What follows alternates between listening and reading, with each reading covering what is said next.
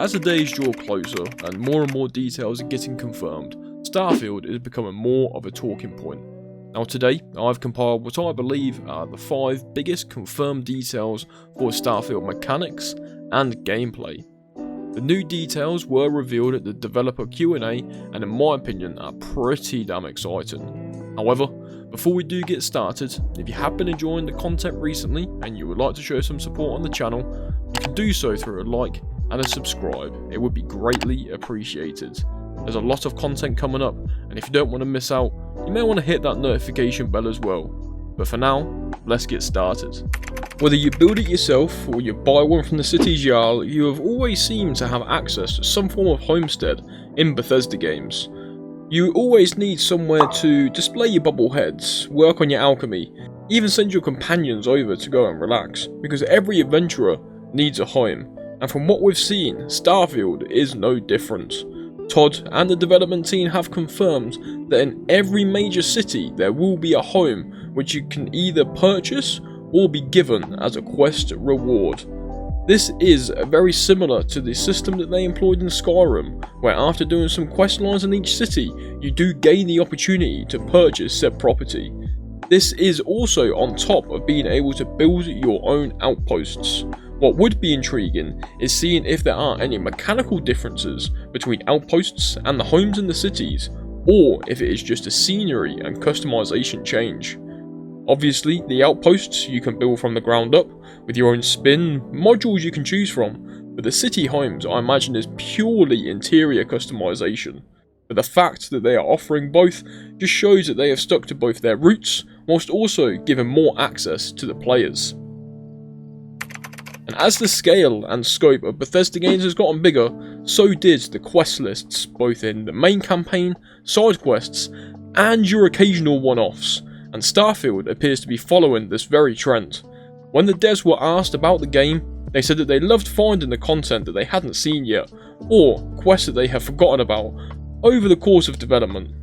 There should be a huge amount of quests to get your teeth stuck into, and I can imagine a lot of this could be some like locate and deliver style quests, or resource gathering, assassination attempts, or find and deliver. It's difficult to say, but with the scale of the game, there are probably going to be many different options. This does show that not even all the developers will be aware of a game when it's of this sort of scale. However, the one man that does know, the lead designer, who has seen it all and commented on how exciting it was to see the quest lines evolve into what they are today. And the excitement that they've shown when seeing anything for the first time really just gives us an insight as what us as players can expect to experience.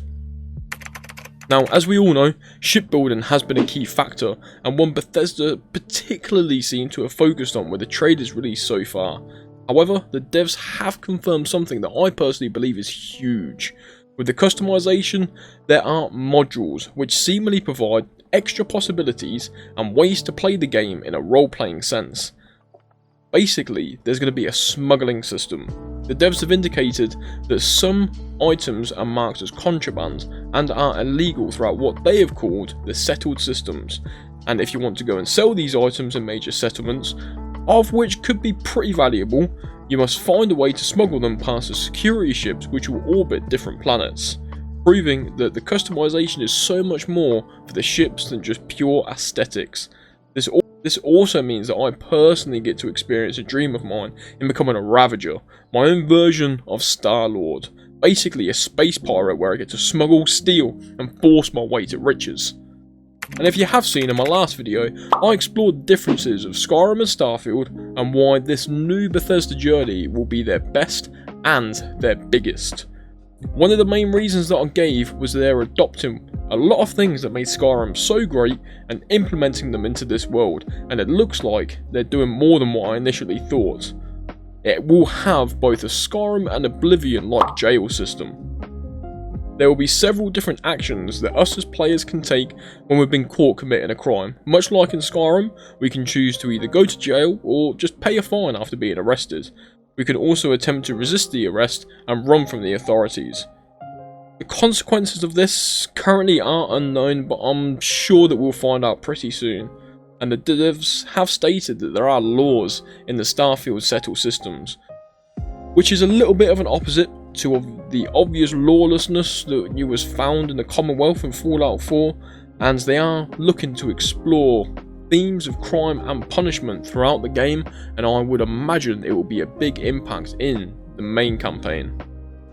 And finally, we have the companion system. It's now been confirmed that Starfield will feature over 20 named companions, 4 of which will be members of the Constellation faction.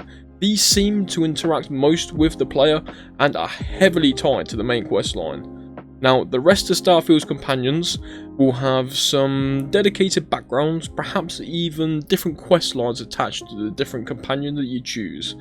Following their traditions with the previous Bethesda titles, they can follow the player around, help with any combat, maybe even help with flying, and carry some equipment.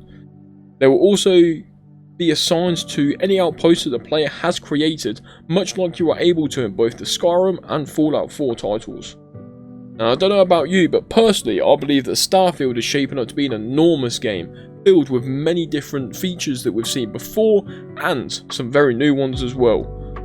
It is a shame to say that some of their recent releases, much like Fallout 76 and even Fallout 4, have strayed from their usual role-playing model that the studio became famous for, but this dev Q&A just shows and helps confirm to me that Starfield will return to its classic RPG experience, and as I have alluded to a number of times now, has the potential of being their best game yet. However, that is all for today. It is a quick one, so as always, if you have enjoyed the video and made it this far, just know that I appreciate you. Let me know in the comments how excited you are for the release, as we are now only about a week away. But until next time, take care and peace.